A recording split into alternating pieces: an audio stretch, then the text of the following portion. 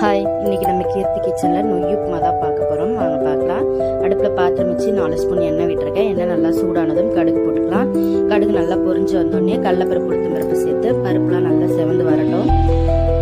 பருப்பு நல்லா செவந்தோடனே நான் சின்ன வெங்காயம் நறுக்கி வச்சுருக்கேன். 4 பச்சை மிளகாய் காரத்துக்கு தகுந்த மாரி நீங்கள் போட்டுக்கோங்க.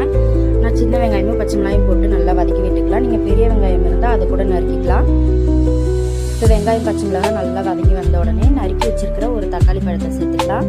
ஒரே ஒரு தக்காளி பழம் போடுவோம், ரொம்ப வேண்டாம்.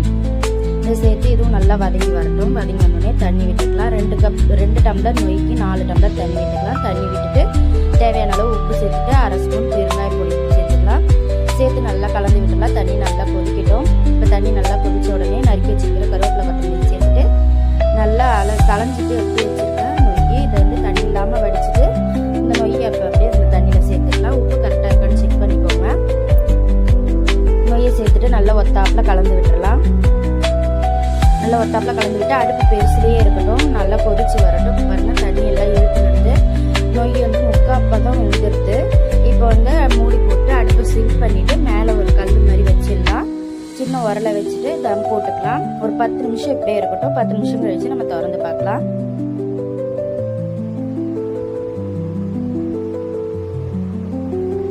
பாருங்க, 10 நிமிஷம் ஆயிடுது. இப்போ நம்ம திறந்து பார்க்கலாம்.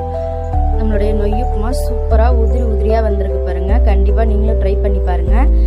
தேங்காய் சட்னி, ஊறுகாய் எது கூட வேணாலும் வச்சு சாப்பிடலாம். தக்காளி தொக்கு கூட நல்லா இருக்கும். கண்டிப்பாக ட்ரை பண்ணி பாருங்க. ட்ரை பண்ணி பார்த்துட்டு எப்படி இருந்ததுன்னு சொல்லுங்க. தேங்க்யூ.